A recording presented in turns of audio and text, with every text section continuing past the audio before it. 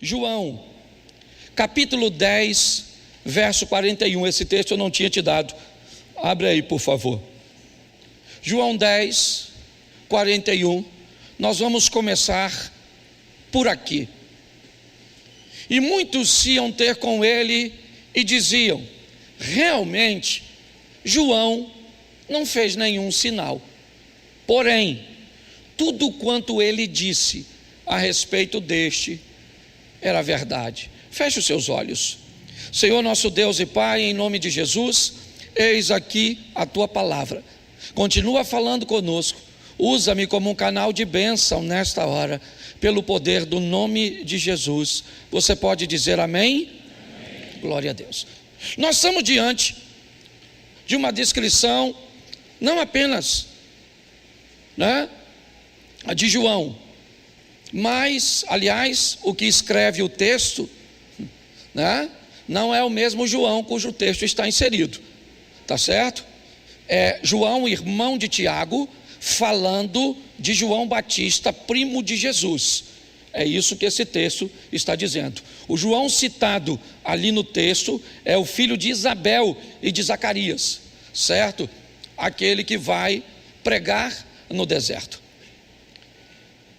Segundo Jesus, não houve ninguém nascido de mulher maior do que João. Ninguém. Nem Davi, nem Moisés, nem Salomão, nem Abraão, ninguém. O único maior que João, segundo Jesus, é ele. Não há nenhum outro. Mas o que João tem de tão especial?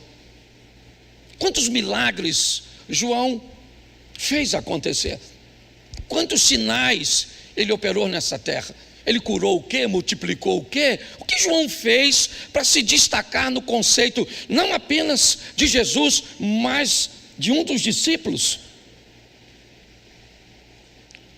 Descrevendo isso, João era alguém que trabalhava com a verdade.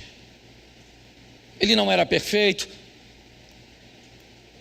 se atrapalhou um pouco, porque a Bíblia gosta de mostrar fraquezas de pessoas exemplares para mostrar que não há 100% de perfeição. João foi um discípulo chamado para profetizar no deserto e foi muito bem enquanto estava no deserto. O dia que resolveu, por motivo eu não sei qual, sair do deserto para profetizar no palácio para Herodes, ele perdeu a cabeça. Ele acabou morrendo porque saiu de onde estava, talvez para ir para onde gostaria de estar.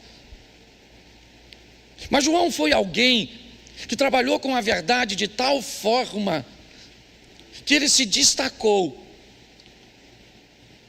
mas perdeu a cabeça porque disse uma verdade que não deveria ser dita, pelo menos naquele ambiente, pelo menos daquela forma. Hoje eu quero apresentar a vocês algumas verdades que precisam ser ditas sim, mas a pergunta é: será que não é necessário arrumar um melhor jeito para contar uma verdade, para expor muitas vezes uma deficiência, para chamar a atenção de alguém com amor, com respeito e com carinho? Porque se não podemos, ao invés de solucionar um problema, causarmos mais problemas ainda. Então eu separei algumas verdades que eu acho que vale a pena você avaliar ou avaliarmos. E junto com elas, avalie o pastor. Junto com elas, avalie a igreja. Junto com elas, avalie meus líderes, as pessoas que caminham comigo, porque meu nome está arrolado ao delas, e o delas está arrolado aos meus, ao meu. Não dá mais para separar isso. Mesmo que eu quisesse, eu não tenho como fazê-lo. Então é importante que você, como membro, entenda se esse é um ambiente que te aproxima de Deus, ou te aproxima muitas vezes das luzes, te aproxima muitas vezes da popularidade.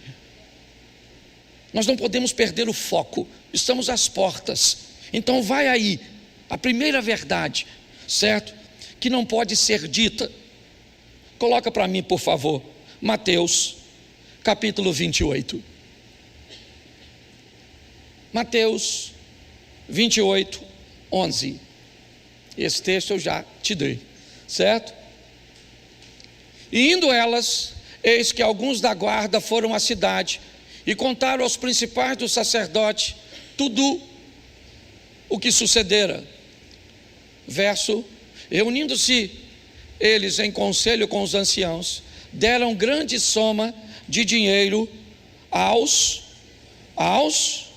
soldados, dizendo que, recomendando-lhes que dissessem, vieram de noite os discípulos dele e o roubaram enquanto nós dormíamos. Olhe para mim, porque nós temos uma verdade aqui muito perigosa, e ela não pode ser dita, pelo menos na visão dos religiosos, dos sacerdotes. Jesus acaba de ressuscitar. Essa é a grande verdade.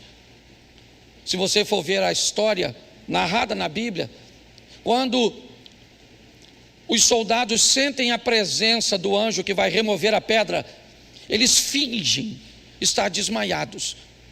A narrativa do que aconteceu é dos próprios soldados.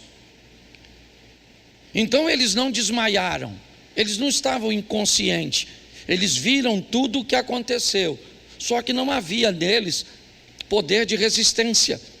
Então eles têm um problema agora. Eles vão dizer aos sacerdotes que aquele que havia morrido acabou de ressuscitar. Isso é verdade, sim ou não? Mas não pode ser dito, porque ela vai atrapalhar o sistema. Verdades não podem ser ditas quando, ou não devem para algumas pessoas, quando elas começam a atrapalhar o sistema. O sistema tem medo da verdade, porque a verdade pode dar aos ouvintes um poder de raciocínio que muitas vezes eles não querem que seus ouvintes tenham.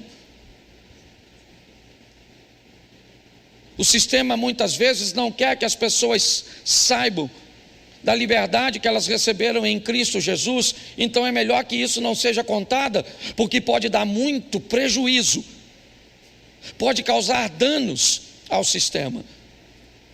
Um dos motivos que muitas pessoas não se preparam para viver as grandes adversidades da vida é porque o sistema acabou impedindo que a verdade chegasse aos seus ouvintes, para que eles se tornassem sempre dependentes, controlados e muitas vezes, dependendo da liderança, até manipulados.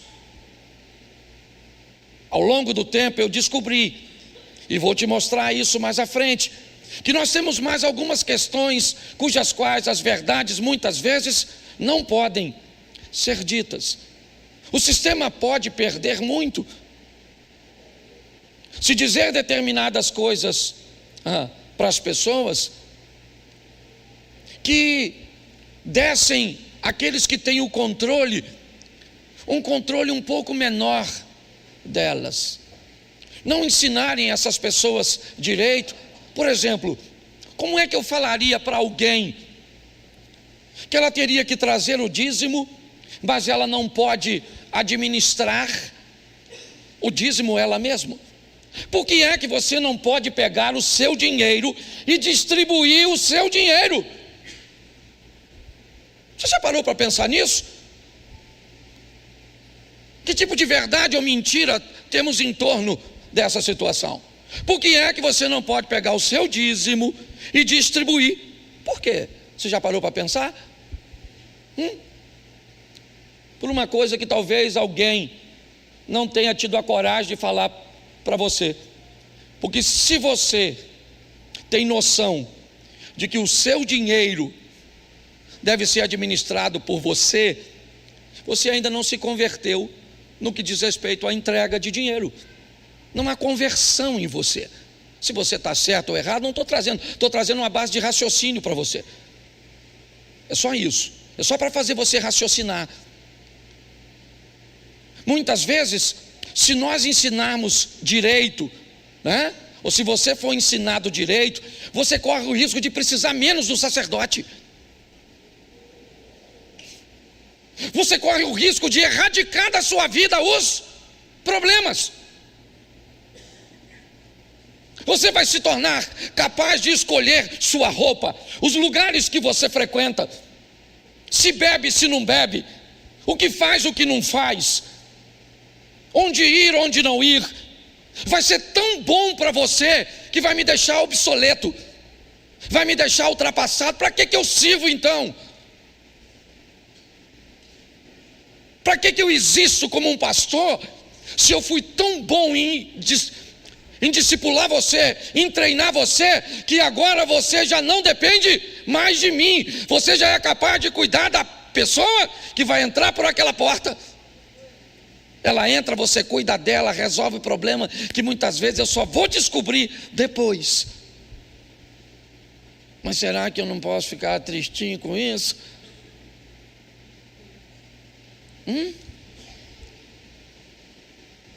Então talvez é melhor não ensinar direito e fazer com que sempre haja uma dependência. Me pergunte onde vai, se vai fazer, se não faz. Tem verdades que, se elas forem ditas, elas prejudicam o sistema de uma tal forma que não haverá mais dependente de pessoas, e vai começar a ter nas igrejas apenas dependente de Deus. Mas será que isso é bom? Talvez esse seja um nível mais elevado, e eu já comecei, já jogando um pouco mais pesado. Mas o sistema, ele não gosta muito da verdade. Conhecer as coisas, aprender as coisas, certo? Pode abrir seus olhos, e alguém com olhos abertos é extremamente perigoso. Ele pode questionar, ele não come qualquer coisa, ele não aceita qualquer coisa. É assim que funciona. Segundo ponto, para eu não me deter num só. Primeira carta do apóstolo Paulo à igreja de Coríntios, capítulo 3, verso 1. Coloca para mim, por favor. Eu, porém, irmãos, não vos pude falar como a espirituais, e sim como a carnais, como a meninos em Cristo. É porque a tradução está diferente, né? Leite, deixa eu ver aqui como é que está a tradução. Isso, vamos aqui. Leite vos dei a beber, não vos dei alimento, porque ainda não podeis suportá-lo, nem ainda agora podeis, porque ainda sois, preste atenção. O segundo propósito, objetivo de que uma verdade às vezes não deve ser dita, é pela falta de maturidade daqueles que vão ouvi-la. Às vezes você precisa dizer a verdade a uma criança, mas como dizer uma verdade para uma criança, se ela ainda é tão criança para saber essa verdade? Se você tem uma criança muito pequenininha e ela pergunta para você o que é sexo, como é que você responde para ela? Não é extremamente desafiador? Não há nela maturidade. A falta de preparo dos ouvintes muitas vezes faz com que, como é que nós vamos falar na igreja sobre bebida alcoólica? Pode? Não pode? Como é que nós vamos fazer? Como é que nós vamos explicar para a igreja: todas as coisas me são lícitas, mas nem todas me convêm? Será que não é arriscado demais mexermos em assuntos como esse? Será que não podemos prejudicar mais as pessoas? Mas quando é que nós não vamos prejudicar? Quando vai chegar um dia que nós vamos poder falar com pessoas maduras, coisas verdadeiras, para que elas consigam entender o que é lícito e o que não é lícito, para que elas consigam entender que muitas vezes, certo, o remédio e o veneno está apenas na dosagem. Quando nós vamos poder usar o púlpito, poder usarmos as salas de aula? Quando nós vamos poder ser um pouco mais duros para falar, um pouco mais incisivos para ensinar? Quando nós vamos aprender com Jesus que alguns, ao serem ensinados, virarão as costas e irão embora, porque não gostaram do ensino, porque o ensino estava forte demais, o confronto estava muito intenso, e entre mudar de postura e mudar de igreja, é muito mais fácil mudar de igreja. Quando enfrentaram um discurso duro de João no deserto, deixaram o deserto e foram conversar com Jesus. Foi todo mundo para perto de Jesus. Sabe o que Jesus disse? O que foste ver no deserto? Uma cana agitada pelo vento? Se acharam que as coisas com João não estavam boas, eu não vou aliviar para vocês aqui não.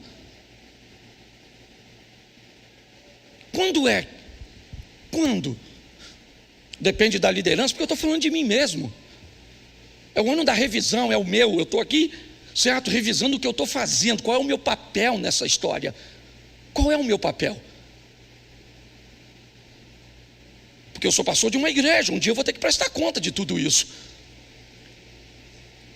Então, quando é que nós vamos poder olhar para isso e olhar, os ouvintes estão preparados? Quantos anos eles têm? Não, já tem 10, 15 anos. Tem gente com 20 anos na igreja. Tem gente que já passou por 3, 4 igrejas. É importante nós revermos essas questões, porque muitas vezes nós vamos ter sérios problemas por causa da falta de preparo dos ouvintes. Então eu tenho que sonegar. Eu não posso entregar, né, a verdade. Eu não posso falar sobre que tipo de foto, que tipo de curtida, que tipo de comentário, que tipo de grupo, certo? Não. A vida é minha e eu não quero nem saber o estrago que eu faço na vida do outro com as minhas ações. É mais ou menos desse jeito. Então, muitas vezes, a falta de preparo dos ouvintes é um dos motivos cujos quais a verdade não pode ser dita. Lembra? Quando a missa era em latim, era falar para o povo não entender, já de propósito, para não causar nenhum tipo de problema. Então acho que vale a pena nós olharmos um pouquinho mais de cuidado, porque é isso que o Paulo está dizendo. Olha, eu tenho que falar com vocês desse jeito, eu não gostaria.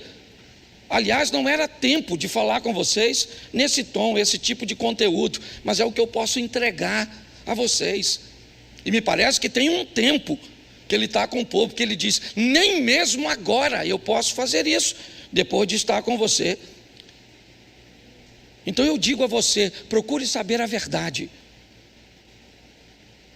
das informações que chegam até você, a veracidade dos fatos, para que consigamos viver mais perto de Deus. Porque se não é verdade, é mentira. E se é mentira, Deus não está presente, porque o pai da mentira é Satanás. Deus trabalha com a verdade. Terceiro, segundo livro do profeta Samuel, capítulo 12, verso 18.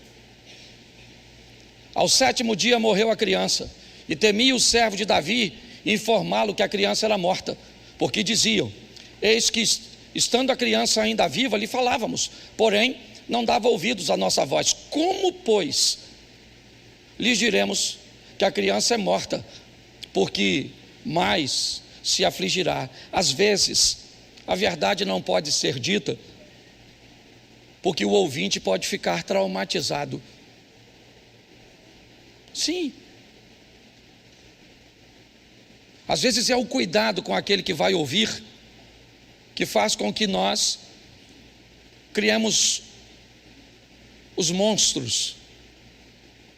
Olha bem, Davi está deitado, sem comer, sem tomar banho, orando, jejuando e pedindo a Deus por seu filho. O filho dele morre. Os homens estão à porta. Eles estão temerosos em dizer a Davi. Por quê? Porque na cabeça deles se ele está desse jeito com um filho doente, Se nós falarmos que esse menino morreu, ele vai piorar. Então é melhor nós não falarmos nada. Vamos ficar aqui quietinho. Não vamos dizer para ele a verdade. O menino já está morto. Não adianta ele orar mais. Ele está orando: Senhor, faça meu filho viver, dá saúde para o meu filho. Mas o menino já morreu. Mas ninguém tem coragem para falar com ele. É até louvável o que está acontecendo aqui, sim. Mas a pergunta é: o que Davi está fazendo nesse período que o menino já morreu e ele continua orando por uma vida que não vai voltar mais?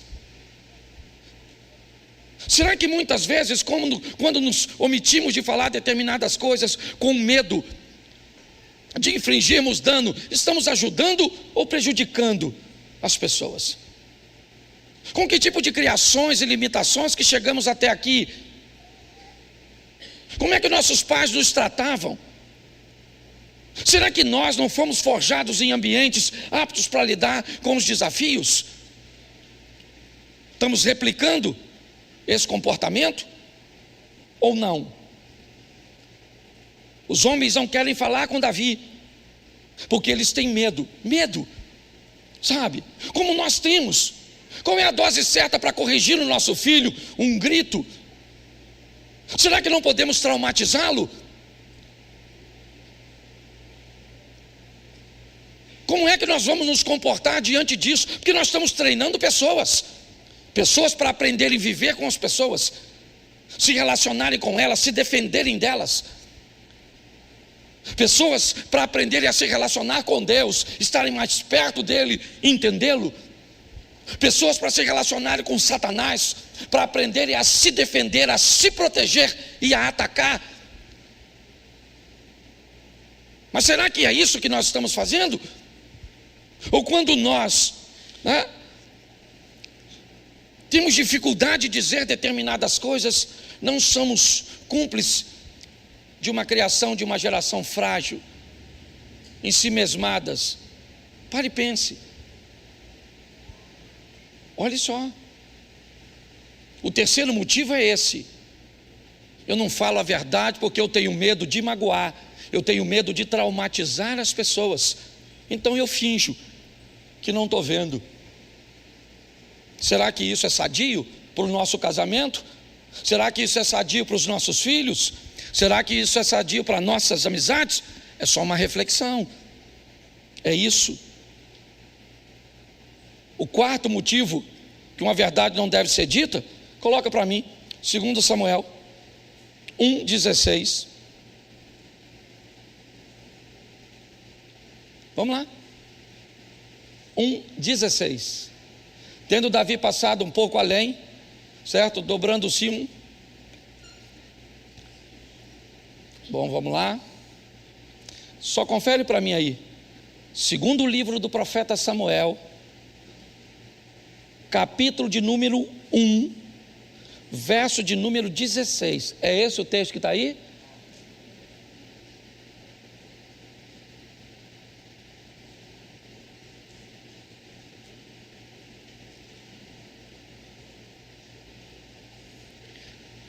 Disse-lhe Davi: o teu sangue seja sobre a tua cabeça, porque a tua própria boca testificou contra ti, dizendo: matei o ungido do Senhor. Preste atenção. O quarto motivo pelo qual muitas vezes a verdade não deve ser dita: pela falta de habilidade do mensageiro. Tem gente que é ruim até para falar a verdade. Você conhece alguém assim? Pois esse cara fez isso. Ele foi um indivíduo que viu a morte de Saul. Se você vê como ele conta, eu não vou narrar aqui não, porque não tem tempo, certo? Mas se você vê como é que ele conta uma situação difícil, era um problemão, mas ele tem dificuldade. Deixa eu te contar uma história, eu não sei, eu já contei isso aqui, não sei se você vai lembrar. O rei sonhou que os dentes dele caíam e ficava um dente só. E ele começou a escovar aquele dente, um dentinho só aqui. com todo carinho, no sonho dele, e o dente caiu também. Ele ficou desesperado com aquele sonho e chamou um sábio para dizer para ele o significado do sonho. E quando ele chegou, o sábio chegou, o rei contou: eu sonhei que meus dentes caíam tudo, ficava um dente só, e eu escovava ele com todo jeitinho, e o dente caiu também. O sábio disse: isso é um sonho terrível. Mas o que significa? Cada dente seu que está caindo é um parente seu que vai morrer, e o último dente é você que morre. O dente falou: prende esse miserável. Isso é coisa de falar do rei? Dando mais notícia para o rei: prenderam o infeliz. O rei, ainda intrigado com aquilo, mandou chamar um outro sábio, e quem já foi chamar já avisou: ó, o primeiro que foi se lascou, olha o que você vai falar. E ele chegou lá. O rei falou para ele: olha, eu sonhei que meus dentes caíam tudo, ficava um dente só, eu escovava e ele caía também. O sábio falou assim: mas isso é um sonho sensacional? O rei falou: é? Ele falou: claro, majestade, vida longa ao rei. O significado desse sonho é que o senhor vai viver mais do que todos os seus familiares. O rei falou: gostei, dá presente para ele. Na saída, um cara que estava na porta disse para ele assim: ô, você falou a mesma coisa que o outro. O outro falou: os parentes morrem primeiro, e você morre por último. E você disse: vai viver mais. Então preste atenção. Olhe só, ele tem uma verdade, sim ou não? Mas tem verdade que não pode ser dita, porque se você for falar com o seu marido, vai piorar. Se você for falar com o seu filho, com a sua sogra, se você for falar, se você não tiver habilidade para falar, você vai ter sérios problemas. Porque para uma verdade ser dita, não basta ela ser verdade. Aquele que vai dizer precisa estar preparado para falar. Você quer ver? Coloca aí um cara altamente preparado para falar, segundo Samuel 12:1. Bota aí o 12:1. Pensa num cara para falar as coisas legais. Olha lá, o Senhor enviou quem? Natã. Pensa num cara legal. Olha só, o cara que levou a notícia de que Saul tinha morrido, Davi mandou ele fazer o quê? Ou fazer o quê com ele? Matar, sim ou não? Sim ou não? Davi mandou o cara que levou a notícia da morte do Saul ser morto. Sabe o que Natã vai levar para Davi agora? A notícia que ele sabe que Davi estava pegando Batseba, que tinha mandado matar Urias. Davi, o Natã sabe de... Pensa, não é um cara bom para morrer? Sabendo tanta coisa ruim assim a respeito do... Ele tem uma missão, qual é? Falar, mas ele não é otário. Há uma linha muito tênue entre o corajoso e o insano.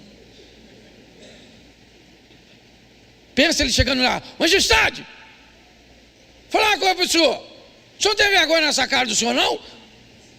Um homem igual o senhor assim, pegou a mulher do outro aí E eu soube, porque Deus falou comigo.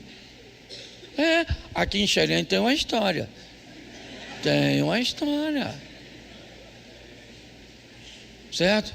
Eu acho que é ali para a banda da sua casa ali, Josi. Não é? De uma profeta lá que falou que o marido estava pegando, o cara foi lá e matou a dona. Ela falou a verdade? Me parece que sim. Mas como é que ela... vamos supor, você está lá no ambiente de oração. Aí Deus mostra que o marido da fulana está saindo com a da ciclana, está pegando a mulher do... Aí você fala para a mulher dele assim: manda seu marido vir aqui, porque Deus me deu uma visão que o seu marido está pegando a fulana de tal.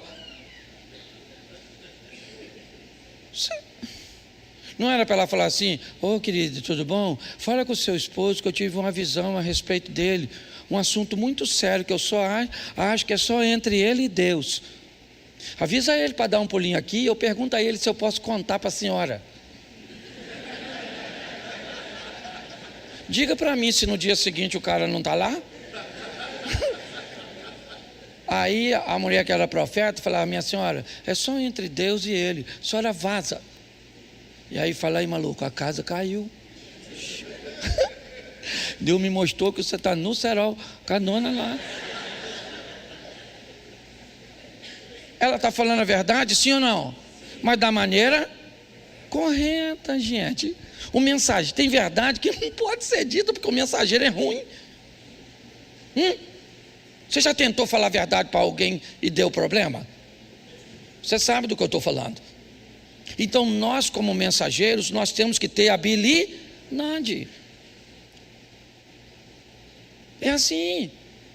Você tem que resolver o problema como se ele, e deixar no ar como se ele não existisse. Esse dia o cara entrou na minha rede e me xingou disso, xingou daquilo, me chamou de bolsonarista, disse que eu sou palhaço, disse que eu sou isso. Aí eu penso, eu sou gente. Eu fiquei irritadíssimo. Aí eu fui lá e coloquei: oi amigo, como é que você vai, cara? Tudo bem? Saudade. E postei. Ele deve ter pensado: esse pastor é doido, não sei nem quem ele é. E os outros que viu pensou o quê? É algum amigo do pastor que está brincando com ele.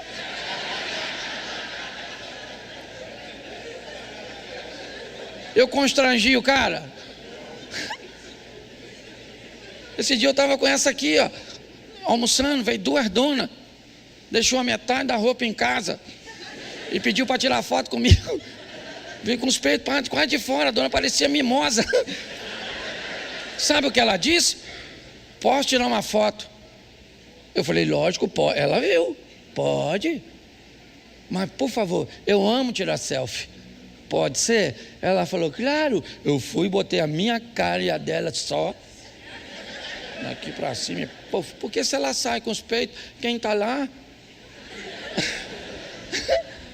é o irmão. Então você tem que aprender a resolver as coisas. Entendeu? Tem que ter sabedoria. O cara está aqui, ó. Um morreu por dar uma notícia ruim, o outro deu uma notícia pior ainda e saiu bonito na fotografia. Depois você leu o que o Natan falou. Deixou o Davi, ó. Sabe o que o Davi falou? Pequei. O Natan falou: isso eu sei, desde quando Deus me disse. Eu só queria terminar vivo depois de te dizer. Entendeu, marido? Às vezes você vai precisar dessa habilidade para falar umas verdades para sua mulher. Sair vivo. O que não é muito fácil. Então tem verdades que, para ser ditas, nós vamos precisar de habilidades. É assim que funciona. Agora, essa, para me fechar, eu acho que vale a pena. Coloca aí 1 Samuel, capítulo 16, verso 2. Olha que texto interessante. Põe o verso 1 para todo mundo entender direitinho. Disse o Senhor a Samuel: até quando terás dó de Saul, tendo eu rejeitado, para que não reine sobre Israel? Enche o teu vaso de azeite e vem, enviar-te-ei a casa de Jessé o belemita, porque dentre os seus filhos me tenho provido de um rei. Então disse Samuel ao Senhor. O que disse? Como irei eu? Pois ouvindo Saul vai me... O que Deus disse a Samuel? Toma, pois, uma bezerra dentre as vacas em tuas, e diz: vim para sacrificar ao... Preste atenção aqui no que está acontecendo. Deus vai às montanhas de Ramá conversar com o profeta Samuel e diz a ele: enche o teu vaso de azeite, desce as montanhas de Ramá, vai até Belém e unge um filho de Jessé como rei.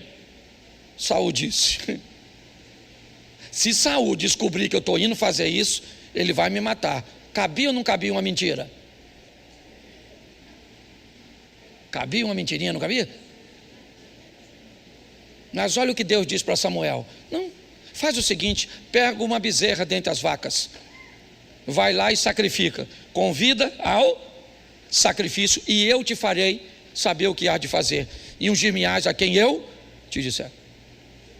Preste atenção, uma verdade precisa ser estabelecida, uma vontade precisa ser cumprida, a vontade de Deus de ungir um novo rei. Um problema está, né, entre Samuel e Saul, a unção de Davi. Mas preste atenção como Deus lida com essa situação, a maneira com que ele age. Eu acho muito interessante isso aqui. Samuel não mente, não, mas ele também não revela o que ele foi fazer. Isso. Tem coisas que nós não precisamos revelar, tem situações que nós não precisamos expor, não interessa às outras pessoas, são verdades, mas para que eu vou compartilhar? Eu vou gerar uma série de problemas. Eu tenho que ter esse discernimento, e eu acho que é esse discernimento, sabe, que nós estamos com dificuldade de desenvolver nas pessoas, sabe, essa linha do bom senso, até onde pode, não pode, até onde eu faço, eu não faço, eu falo, até onde isso prejudica. Será que eu sou capaz de olhar para a igreja, para entender os danos que eu posso causar quando eu faço algo, quando eu ajo de alguma forma? Ou será que eu tenho que continuar sonegando as informações? Será que as pessoas têm que continuar sempre ouvindo uma parte do todo, porque não são capazes de absorver o todo? E aí, nós sempre vamos estar envolto numa série de confusões. É porque um disse, porque o outro disse, é porque um fez, porque o outro fez, é porque um postou uma foto e a foto estava desse jeito e frequentou esse lugar e comprou e não pagou e fez isso, e o líder, ele sempre está muito confuso, ele sempre está muito atarefado, sabe? Porque a gente não pode ensinar. Essa foi a minha pergunta. Olha, essa semana eu preguei todos os dias.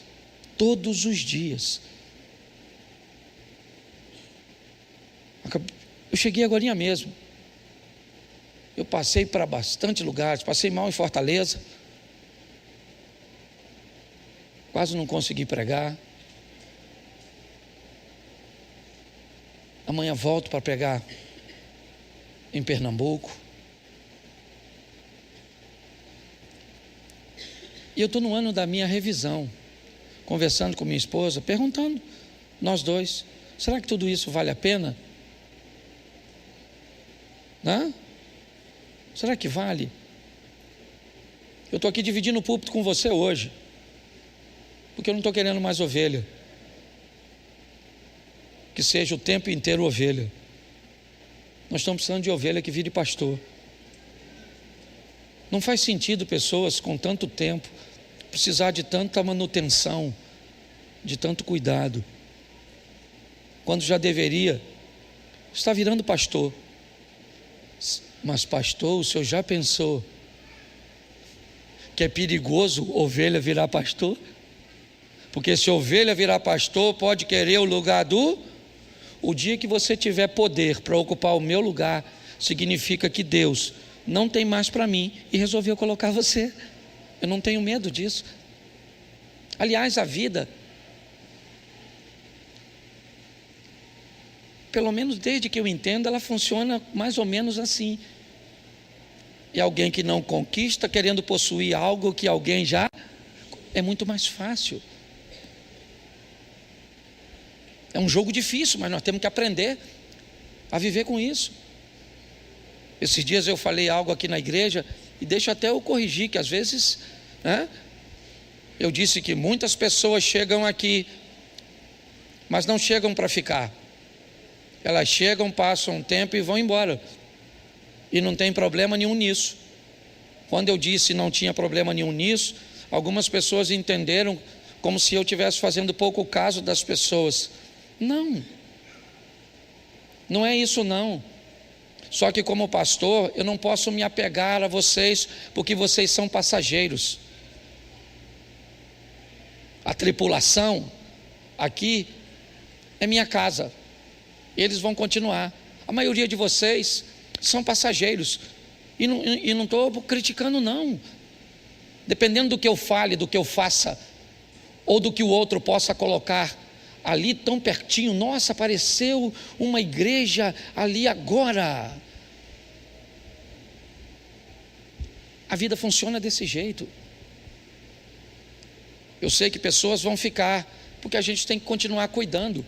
O tamanho da igreja, quem determina é Deus. E vocês são preciosos, mas muito preciosos sim, porque vocês não são meus, vocês são do Senhor.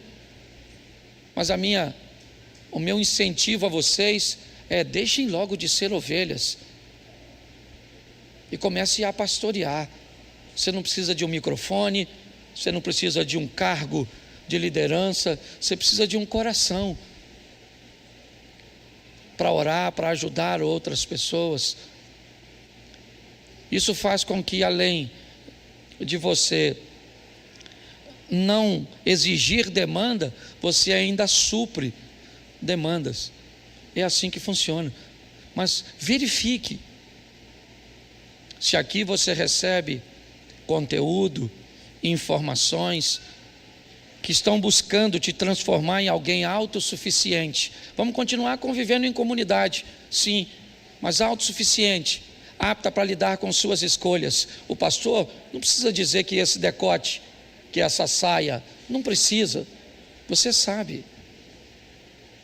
O pastor não precisa dizer que você foi à Itália, e lá na Itália você foi a Veneza, e você sentou num restaurante para comer, certo, uma massa com sua esposa, uma pasta, e aí então você tomou um cálice de vinho. Está certo ou errado? Não estou aqui defendendo nem para lá nem para cá, certo? A pergunta é: quando nós vamos conseguir formar? Isso é uma pergunta nossa, Abner, nossa, Osias, nossa, Eduardo, nossa, Alex trabalha com casais, quem trabalha, Anderson, que trabalha com quando é? Já parou para pensar nisso? Está na hora de nós deixarmos de ser uma reunião de ovelhas e nos tornarmos uma escola de profetas. Um ambiente onde possamos oferecer às pessoas capacidade de raciocínio. E aí a mulher sai daqui uma esposa melhor, uma mãe melhor, uma dona de casa melhor, um pai melhor, um marido melhor, um homem melhor, certo? Aí nós vamos melhorar. Melhorar onde? O bairro que nós frequentamos. Melhorar onde? Melhorar a nossa casa. Melhorar o que? O ambiente corporativo onde trabalhamos, o ambiente religioso onde compartilhamos a fé. Porque essas instituições não tem problema. Tira as pessoas da sua empresa e vê se tem algum problema lá. Tira as pessoas da sua casa e que problema tem lá? Tira as pessoas daqui. Os problemas, eles estão em nós. Então nós precisamos olhar com um pouco mais de carinho para nós mesmos, porque a percepção precede a mudança. Se você não consegue perceber que precisa mudar, você não vai mudar nunca. Nunca, nunca, nunca, nunca.